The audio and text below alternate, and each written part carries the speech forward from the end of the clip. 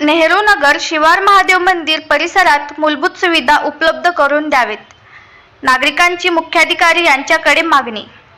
Udgir Deglur road प्रभाग क्रमांक 4 शिवार महादेव मंदिर नेहरू नगर परिसरात गेली अनेक वर्षांपासून मूलभूत सुविधेचा अभाव असल्याने तेथील रहिवाशांना अडचणीचा सामना करावा लागत आहे. आजपर्यंत नगरपालिका प्रशासनाने तेथील रहिवाशांना मूलभूत सुविधेपासून वंचित ठेवले आहे. या परिसरात रस्ते, नाली, पाण्याची सोय नसल्याने नागरिकांना अनेक वर्षांपासून नाहक त्रास सहन करावा लागत आहे. नेहरू नगर शिवार महादेव मंदिर परिसरात नगरपालिकेने मूलभूत सुविधा निर्माण करून द्यावेत अशी मागणी 24 फेब्रुवारी रोजी नागरिकांनी नगरपालिकेचे मुख्याधिकारी सोमनाथ जाधव, नगराध्यक्ष स्वाती सचिन हुडे यांच्याकडे निवेदन देऊन करण्यात आली आहे. जय हिंद. मी बहुजन विकास अभियानचा प्रमुख संजय कुमार. उदगीरमध्ये वार्ड क्रमांक 4 जे ITI कॉलेजच्या भोसलेनगरचा परिसर आहे, त्या वार्ड क्रमांक 4 मध्ये अनेक सुविधापासून वार्ड क्रमांक 4 आजपर्यंत वंचित आहे. उदगीरची नगरपालिका वार्ड क्रमांक 4 कडून कर वसूल करते, मात्र त्यांना नागरिक सुविधा द्यायला आजपर्यंत त्यांना उशीर का होतो हा प्रश्न आम्हाला पडलाय. त्या ठिकाणी लोकांना पाणी नाही, अनेक रस्ते बघायचे, रस्ते जायला लोक रस्ते दुरुस्त झाले नाहीत, अनेक ठिकाणी पाऊल वाढवण्यासाठी रस्ते आहेत, त्या ठिकाणी लहान लेकरांना अंगणवाडी नाही, लोकांना प्यायला पाणी नाही. ज्यांच्या घरी बोर आहे ते ठीक आहे, पण ज्यांच्या घरी बोर आहे त्याला पाणी नाही नगरपालिकेचं कर्तव्य आहे, कारण नगरपालिका त्यांच्याकडून कर वसूल करते.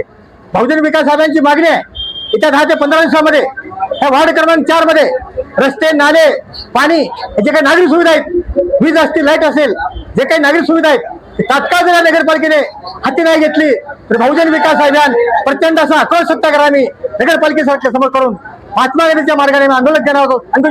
जय. आज दिनांक 24/2/2026 रोजी प्राथमिक मूलभूत नागरिक सुविधा याकरिता नेहरू नगर महादेव मंदिर शिवार आणि शासकीय ITI कॉलेज परिसरातील नागरिक आम्ही सर्वजण मिळून मुख्याधिकारी, नगर परिषद, नगराध्यक्ष मॅडम यांना निवेदन देत आहोत.